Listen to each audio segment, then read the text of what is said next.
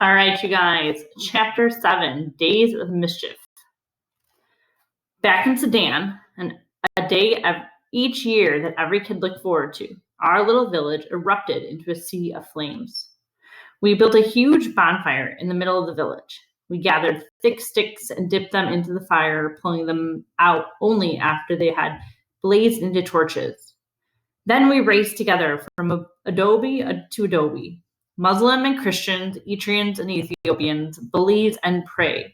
And this night, all of us forgot our differences and united. We ran from adobe to adobe, waving our torches, fearlessly chanting our ancestors' cry.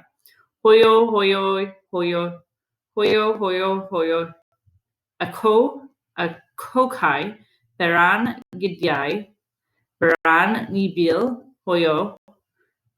Himak, Wiza, hoyo. Hinsha, Wiza, hoyo. Tikwan, Itu, hoyo. O New Year, let it be a good one. All the evil leave us. Let peace join us. Let harvest come. Our parents waited for us at their adobes and chimed in enthusiastically as we approached. Hoyo, hoyo, hoyo. Hoyo, hoyo, hoyo. They told us that in the old days, in the old country, before the rise of Mengistu and Dergu and desolation, adults had passed out presents to the children during Hoyo Hoyo, money, candy, food, and even home-brewed liqueur for the older kids. But in our refugee camp, no one could afford to give presents to so many. Presents or no, we still love Hoyo Hoyo. On this one day, we embraced what we most feared on other days.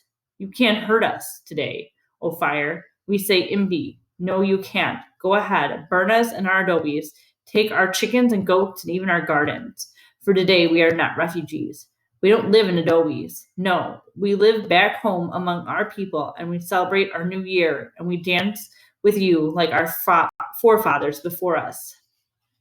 When we came to America and heard of a strange holiday where children morphed into all manner of strange creatures, my siblings and I were puzzled, but eventually we understood. This was their version of Hoyo Hoyo. Just like we did, they roamed from house to house and brought smiles to adults. Instead of Hoyo Hoyo, they chanted trick or treat. Instead of fire, they flouted vampires, witches, and all of hell's creatures. Our refugee village in Sudan could not afford presents, but this country gladly showered candy, fruit, even money on its petitioners. And not just a little bit of candy, but almost unlimited free candy beyond our wildest dreams. Declaring Halloween our favorite holiday, we convinced our parents that we should allow us to go trick-or-treating alone. By the second year, we had our strategy all figured out. We raced all the way home from our school through Wheaton's quiet streets, arriving home before any of our classmates.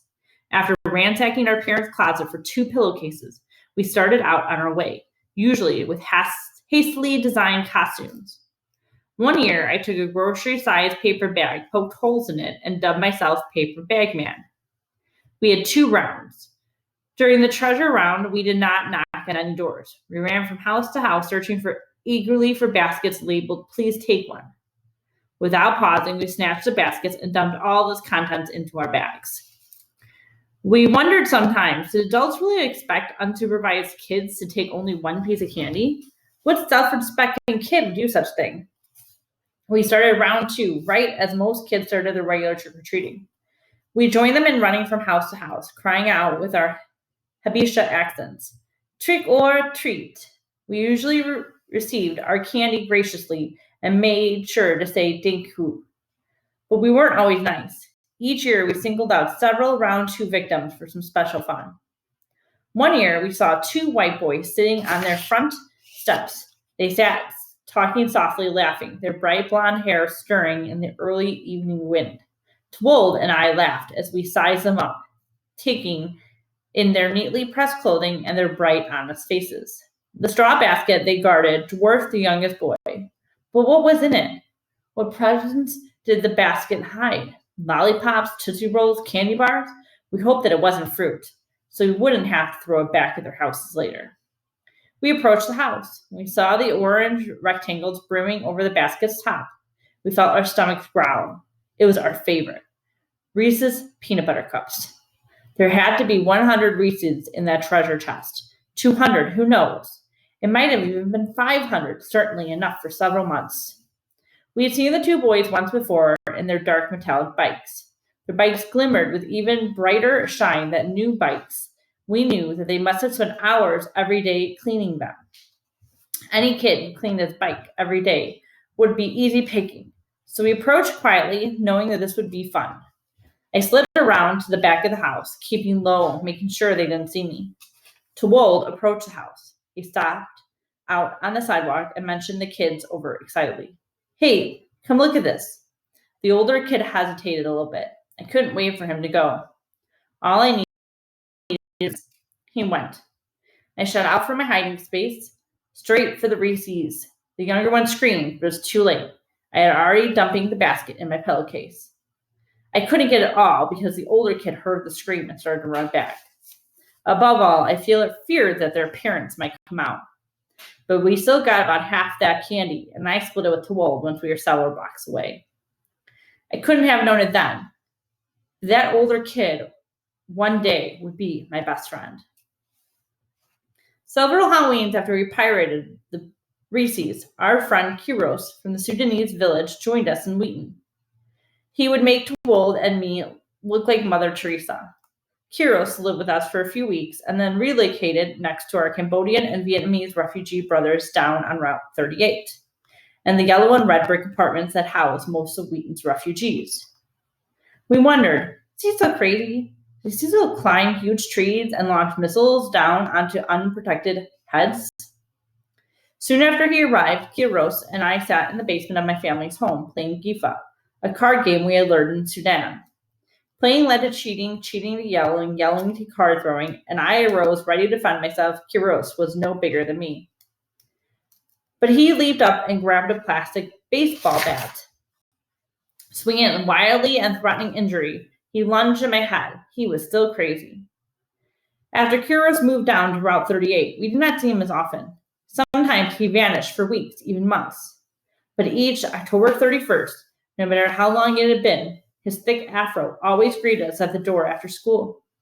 How he beat us home, we never quite figured out, since our schools let out around the same time. He had much farther to run. I guess he feared that we would start without him or forget him. The three of us started on our way.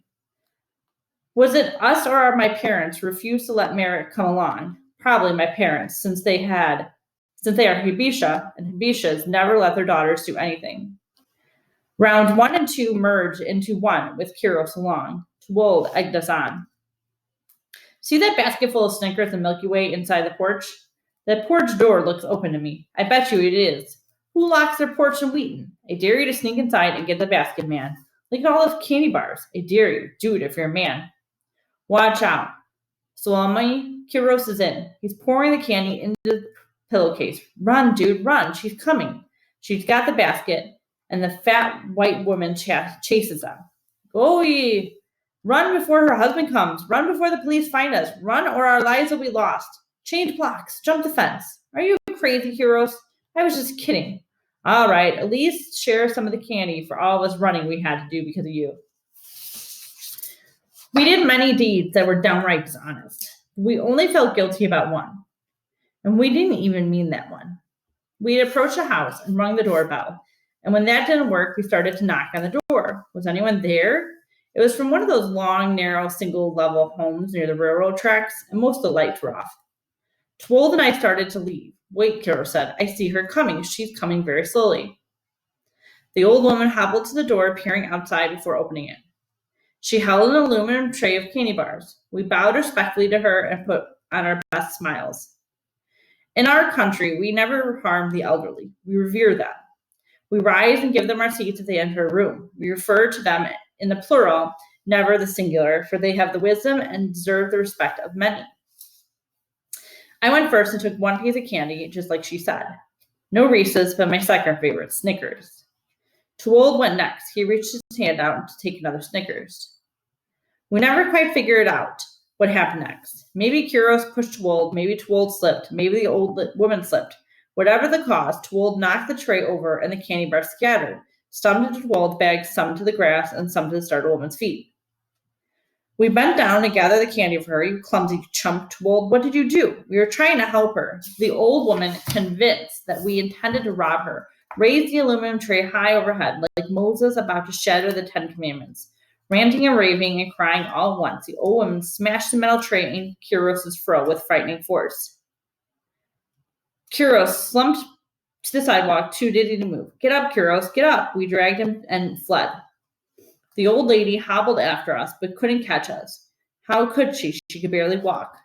We had felt guiltless in taking from those richer than us in Wheaton. Maybe because taking was so much fun, or maybe because we considered ourselves modern-day Robin Hoods, taking from the rich and giving to ourselves. But even we had rules forged by limping refugee women after our flight, by our mother's homesickness, by African booty scratcher, by all the many harsh things we had known. Our rules demanded that we should never add hurt to the hurting. The old woman could not catch us, but she threw her words at us. We heard them and we trembled. For we had always been taught, and we earnestly believed, that the heartfelt curses of the elderly and the weak were heard by him above, and they always come true, and if not in this world, in the next. As much as our run-in with the old woman shook us up, it didn't cure our mischief. We still plundered many baskets and looted many trays. It took something else, something completely unrelated to Halloween, to make us consider changing our ways. It took the parking meter. It all started when basketball dethroned soccer as our favorite sport. Growing up in Michael Jordan's backyard, we started to play hoops right religiously. During the height of our basketball fever, all of Wheaton's teenage greats converge on one outdoor court, Triangle Park, just over the railroad tracks from where we lived. We went to watch and play almost every day, each time crossing the railroad tracks illegally. We had heard that there was a $50 fine if you got caught, but we didn't care. We refused to walk all the way around, more than a quarter mile extra. We just used a crosswalk. One day we crossed the tracks, walked through the streets, and came out on the other side across the street from this grassy rectangle that misnamed Triangle Park. Close to 40 Vietnamese and Cambodia refugees, Wheaton college students, and Route 38 brothers milled about the court. We knew that we would have to wait for at least an hour to get a game. We stood at our side of the street, adding to our figures in the long line of parking meters that guarded the tracks behind us. Twold, myself, a giant light-skinned Nigerian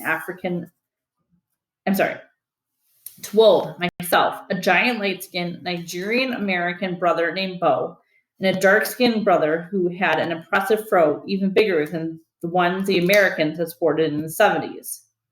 This is the kind of fro that Eritrean and Ethiopian Tegadiles, or guerrilla fighters, grew out in the wilderness. Gorilla Afro brother leaned against the parking meter, and it moved. Not much, but just enough.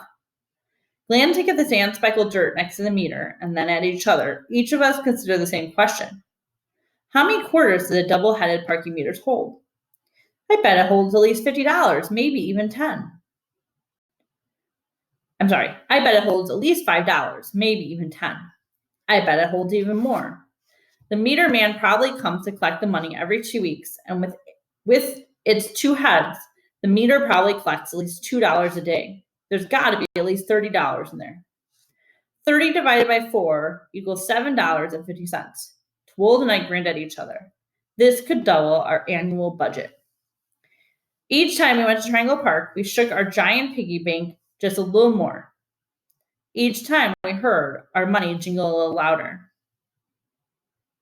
One day, Big Bo became impatient and bull rushed the meter, knocking it flat on his feet. Pedestrians and cars passed by, commuters coming home after a long day's work in the city. If they saw 4 brothers standing next to a fallen meter, they would suspect something. If they saw 4 brothers carrying it down the street, they would call the police. But we refused to leave our parking meter. We had worked too hard for it, and we wanted our $7.50. We picked it up. 1 parking meter, 4 teenage guys, no problem, we figured.